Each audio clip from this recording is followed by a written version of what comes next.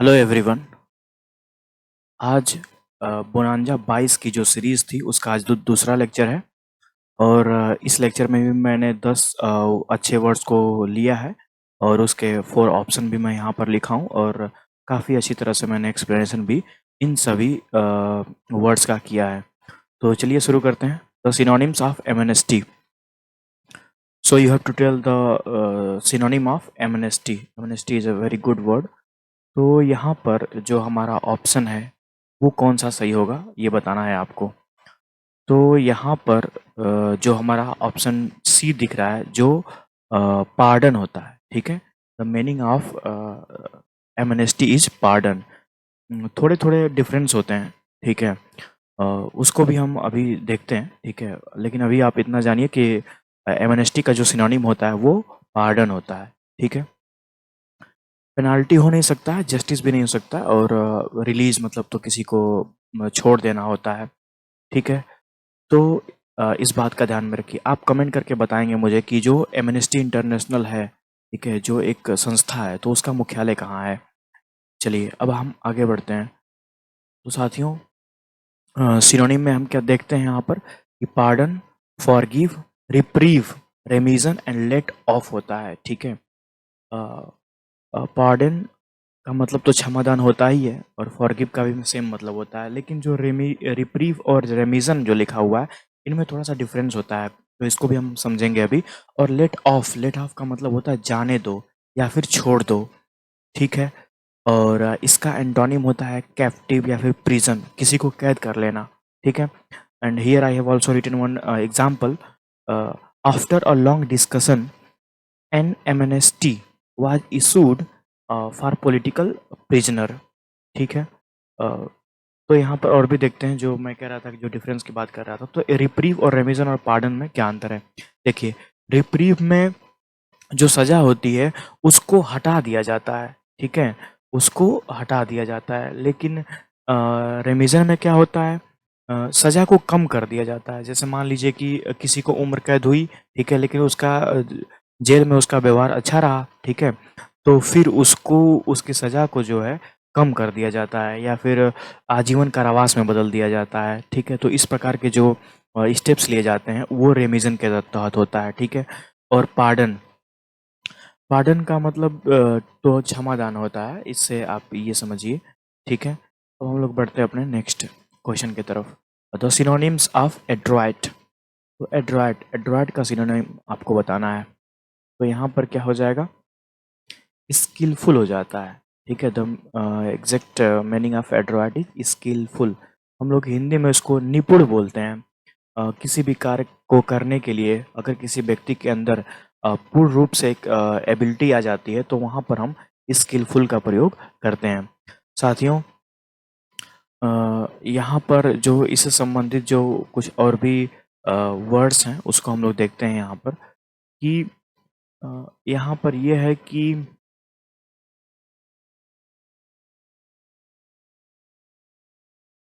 Skilful होता है, ठीक है। सिनोनिम में स्किलफुल होता है। एडेप्ट, एडेप्ट काफ़ी अच्छा वर्ड है, ठीक है। You have to focus on the spelling of adept. ADEPT मैं लिखा हूँ। डेक्स्ट्रस भी होता है, डेक्स्ट्रस का मतलब भी निपुण होता है, लेकिन इस जो डेक्स्ट्रस है ना वो जैसे हाथों के गुण के रूप में प्रयोग किया जाता है। जैसे कि मान लीजिए कि किसी किसी व्यक्ति के अंदर जो है वो दोनों हाथ से लिखने की क्षमता होता है उसके अंदर, ठीक है। बहुत ही तेजी से अपने हाथ से काम कर सकता है, तो वहाँ पर डेक्स्ट्रस का प्रयोग हम लोग वहाँ पर करते हैं, ठीक है। प्रोफिशिएंट भी होता है, जब आप किसी कार्य को करने के लिए पूरी तरह से एक्सपर्ट बन जाते हैं तो तो there we can use the word proficient. तो अब हमारा एंटोनिम क्या होता है, तो एंटोनिम में क्लमजी हो गया या फिर और इनकम्पिटेंट ना। इनकम्पिटेंट मतलब जो अयोग्य होता है, ठीक है। तो यहाँ पर हम लिख सकते हैं। यहाँ पर एक और एग्जांपल है कि he is Adroit in driving and can drive heavy vehicle also. Means कि वो ड्राइविंग में पूर्णतः निपुण है और कोई भी हैवी व्हीकल भी हो तो भी वो चला सकता है, ठीक है। और हम लोग बढ़ते हैं अपने नेक्स्ट स्लाइड की तरफ। सो और question number third, the synonyms of dastard, ठीक है। तो डास्टर्ड कमज़ोर व्यक्ति को कहा जाता है, जो कि कायर होता है, जो डरता है, ठीक है? तो यहाँ पर जो हमारा ऑप्शन डी दिख रहा है, वो यहाँ पर सही हो जाएगा, ठीक है? डेस्टिट्यूट, डेस्टिट्यूट का क्या मतलब होता है? डेस्टिट्यूट का मतलब होता है निर्धन, जो एकदम जो गरीब होता है, उसको कहते हैं हम लोग डेस्टिट्यूट।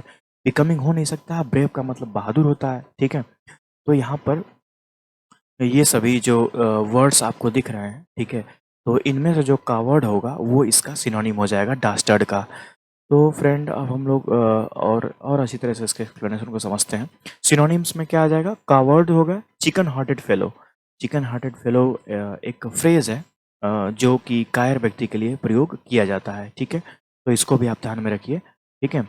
एंटोनिम में क्या हो जाएगा? बोल्ड हो जाएगा और करेजियसली हो जाएगा, ठीक है? बोल्ड और करेजियसली, राइट? सो अब बढ़ते हैं अपने नेक्स्ट क्वेश्चन की तरफ।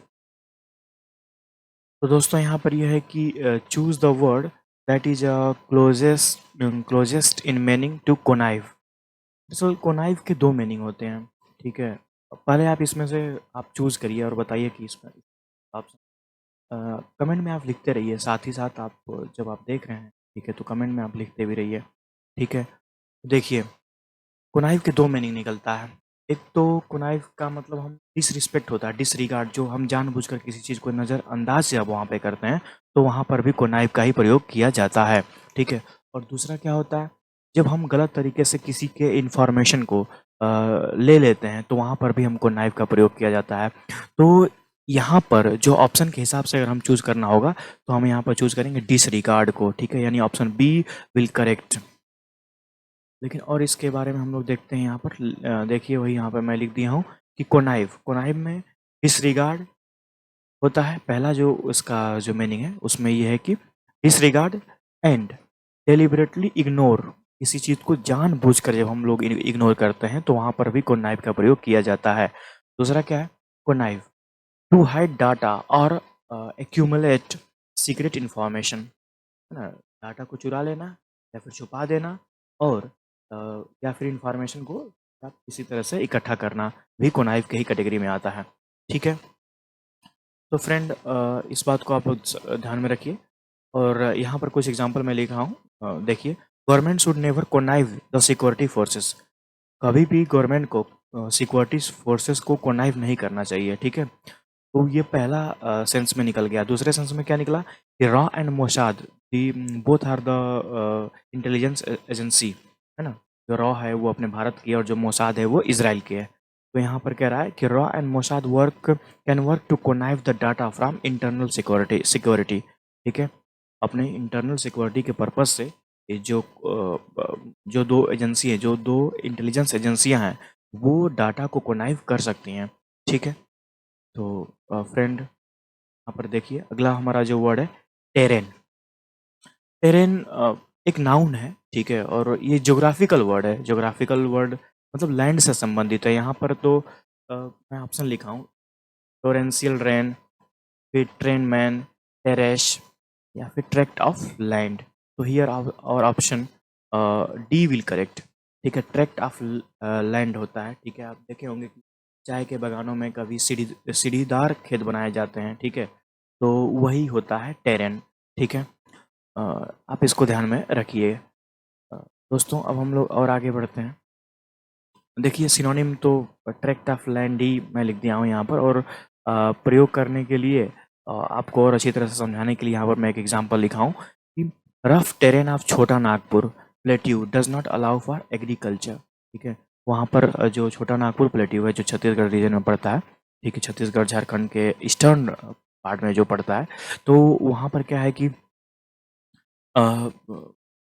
स्टोन है और प्लेट्यू है, तो वहाँ पर आप एग्रीकल्चर नहीं कर सकते हैं, ठीक है? ढेर सारे वैराइटीज़ और वेरिएशन पाए जाते हैं वहाँ के लैंड्स में। तो आप यहाँ पर याद रखिएगा कि टेरेन का मतलब क्या होता है? ट्रैक्ट ऑफ लैंड होता है, ट्रैक्ट ऑफ लैंड, ठीक है? एलिजियंस होता है, एलिजियंस। एलिजियंस का क्या मतलब होता है?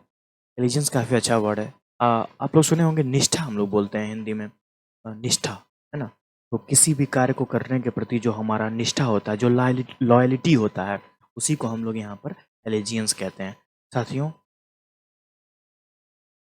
अ, जो यहाँ पर जो हमारा ऑप्शन दिख रहा है, ठीक है, एलि एलिजियंस का जो सिनोनिम होगा, ठीक है, वो क्या होगा? ऑब्लिगेशन, है ना? ऑब्लिगेशन पर जो ऑप्शन ए है वो करेक्ट हो जाएगा। तो आप इसको ध्यान में रखिए। और अब हम लोग बढ़ते हैं अपने नेक्स्ट क्वेश्चन की तरफ। मीन्स कि अभी हम लोग इसका एक्सप्लेनेशन भी देखेंगे, ठीक है? आप इसको याद रखिए। एलिजियंस काफ़ी अच्छा वर्ड है।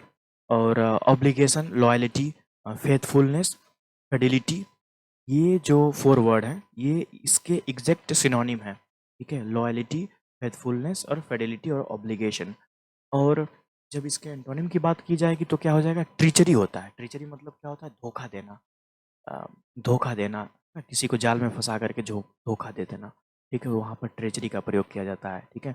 और यहाँ पर एग्जाम्पल का आप देख लीजिए, one should has allegiance for once duty. बिल्कुल ये बात सच है कि हम किसी को भी, ठीक है, अपने कर्तव्यों के प्रति निष्ठावान होना चाहिए, बिल्कुल। ठीक है फ्रेंड, तो अब हमारा जो अगला है क्वेश्चन है वो क्या है? बेलिकोस। बेलिकोस का क्या मतलब होता है? बेलिकोस का मतलब क्या होता है? आप लोग एक वर्ड सुने हैं, लड़ाकू जिसको बोलते हैं, लड़ाकू, ठीक है? मीन्स कि वो एग्रीमेंट नहीं करेगा, वो शांति से कोई समझौता नहीं करेगा, हमेशा वार के लिए राजी रहेगा, ठीक है? कुछ भी होगा वो सामने वाले को हराने की पूरी कोशिश करेगा, ठीक है?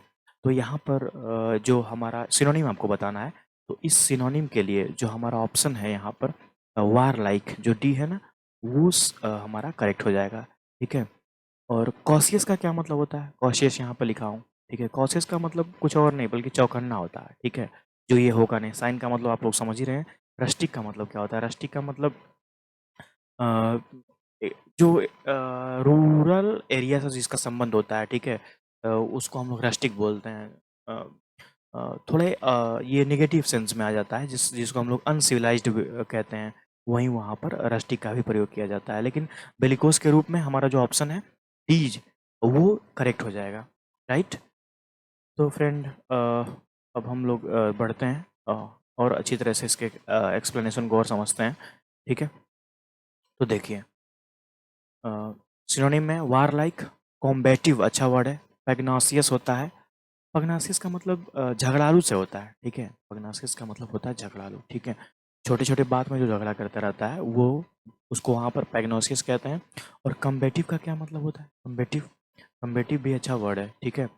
कम्बेटिव में हम ये समझ सकते हैं कि जैसे कि अ अ, बिल्कुल वार लाइक के ही आप इसको समझिए, ठीक है? वार लाइक मीन्स कि जो डिफेंड, जो डिफेंस नहीं, जो आक्रमण करता है, जो अटैक करता है, उसको हम लोग कम्बेटिव बोलते हैं, ठीक है? और इसका एंटोनिम जो है वो क्या हो जाएगा? पीसएबल, ठीक है? जो शांति चाहता हो, ठीक है? उसको हम लोग यहाँ पर उसके एंटोनिम में रखेंगे, बेलिकोस का मतलब, बेलिकोस में, ठीक है? एग्जाम्पल के तौर पे मैंने यहाँ पर एक वर्ड, एक सेंटेंस लिखा हुआ है, bellicose ruler is always harmful of for his own kingdom, ठीक है? बिल्कुल, जो राजा होता है वो तो फाइट करता नहीं है, ठीक है? मारे तो सैनिक जाते हैं, क्योंकि सैनिक ही पार्टिसिपेट करते हैं। तो कभी भी किसी किंग को बेलिकोज नहीं होना चाहिए, ठीक है?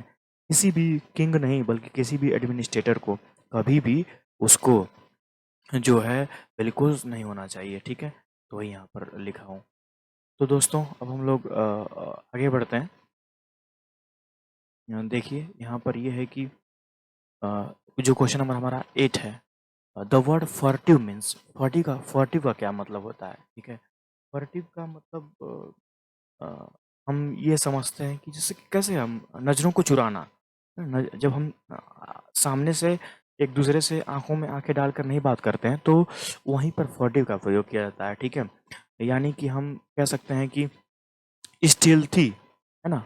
स्टील्थी यानी चोरी-चोरी, जो चुपके-चुपके जब हम लोग बातें करते हैं या फिर नज़रें मिलाते हैं, तो वहाँ पर हम फर्टिव का प्रयोग करते हैं। तो दोस्तों यहाँ पर जो ऑप्शन नंबर ए है वो करेक्ट हो जाएगा हमारा, ठीक है? और क्विक तो होगा नहीं, ठीक है? क्विक तो बिल्कुल नहीं होगा, क्योंकि क्विक मतलब तेज़ होता है, नर्वस का मतलब होता है नर्वस भी नहीं होगा यहाँ पर, ठीक है? नर्वस का मतलब मायूस होता है। और जर्की, जर्की का मतलब होता है झटका देना, ठीक है? तो आप इसको, इन सभी जो शब्द हैं, ये जो अदर अदर अदर जो 3 ऑप्शन आपको दिख रहे हैं, काफ़ी ईज़ी हैं वो, ठीक है, और आप सभी इसके मीनिंग को तो समझते ही होंगे।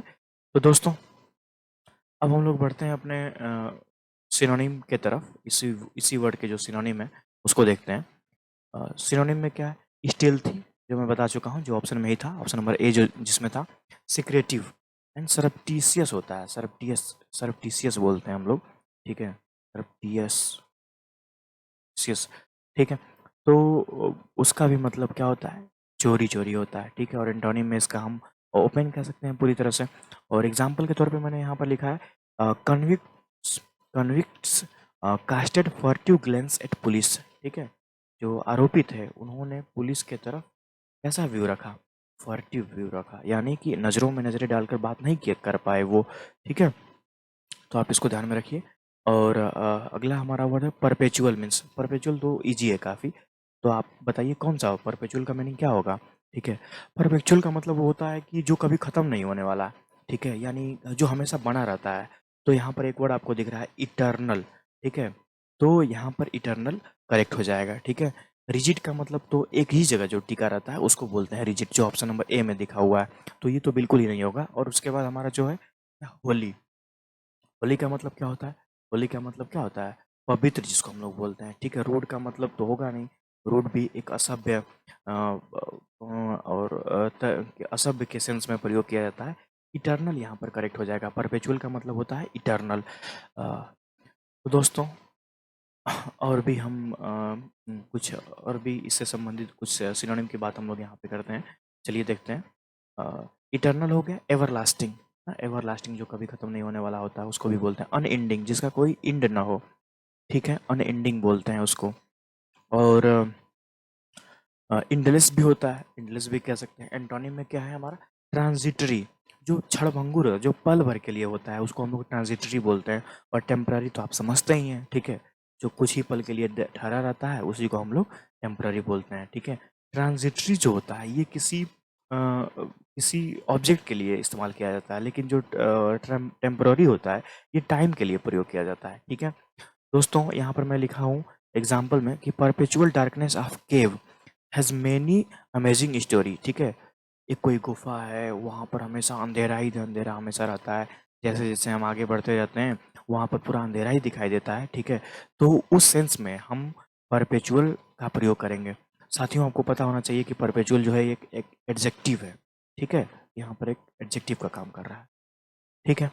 तो अब हम लोग बढ़ते हैं अपने नेक्स्ट क्वेश्चन की तरफ। इसको इरेज करने के बाद हम नेक्स्ट स्लाइड पे के पास बढ़ेंगे। तो चलिए शुरू करते हैं। जो हमारा लास्ट वर्ड है मैसाकर, ठीक है। मैसाकर, क्या समझते हैं आप मैसाकर से? इसको ये भी काफ़ी अच्छा वर्ड है, ठीक है। देखिए, पहले आप बताइए, क्योंकि मैंने काफ़ी सिमिलर आंसर लिखा है इसमें, कौन सा होगा मैसाकर का answer?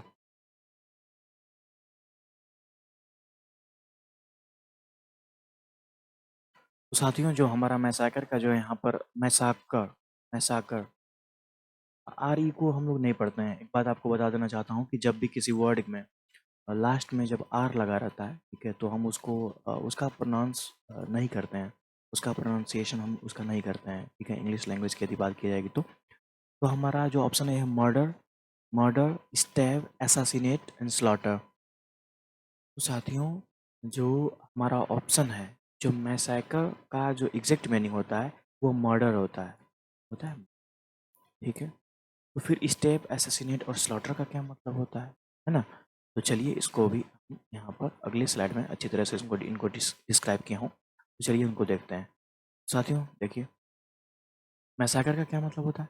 Killing of huge number of population. जब भी किसी जनसंख्या का बड़ी मात्रा में जब वहाँ पर डेथ होती है, जब मार दी जाती है, ठीक है, तो वहाँ पर हम मैसाकर का प्रयोग करते हैं। उसके बाद अगला वर्ड है हमारा stab, to kill someone with pointed weapon. जब भी किसी नुकीले हथियार से किसी की हत्या की जाती है तो वहाँ पर हम स्टैब का प्रयोग करते हैं, ठीक है। और एसासिनेशन का मतलब क्या होता है? किलिंग ऑफ नोबल पर्सन, है ना। किसी जाने माने हस्ती का जब मर्डर किया जाता है तो वहाँ पर एसासिनेशन का प्रयोग किया जाता है। जैसे कि Gandhi ji was assassinated by Nathuram Godse, ठीक है। तो वहाँ पर इसको आप ध्यान में रखिए। स्लॉटर का मतलब क्या होता है? दरअसल स्लॉटर है ना, वो एनिमल के लिए आता है। जब भी स्लॉटरिंग ऑफ एनिमल हम अक्सर पेपर में भी आता रहता है, ठीक है? तो एनिमल के सेंस में इसका ज़्यादा प्रयोग किया जाता है, ठीक है? तो आप इन तमाम बातों को ध्यान में रखेंगे और एक एग्जांपल मैं लिया हूँ यहाँ पर कि India can not forget the great मैसाकर of Jallianwala Bagh which टूक प्लेस इन 1919, ठीक है? बिल्कुल, जलियांवाला बाग में क्या हुआ था? वहाँ पर जो हत्या हुई थी, ठीक है? गेट पर जो जनरल डायर ने खड़ा करके गोलियाँ चलवा दी थी, तो बहुत ज़्यादा लोग मारे गए थे ना। मैंने आपसे कहा ना कि मास किलिंग होती है मैसाकर में, ठीक है? तो यहाँ पर ये जो हमारा अ एक्सप्लेनेशन है, मैं आपको अच्छी तरह से समझा दिया हूँ, ठीक है? सो दोस्तों मिलते हैं किसी फिर एक नेक्स्ट क्लास में। तो thanks for watching SS classes and this lecture is presented by me Saleem Ahmad.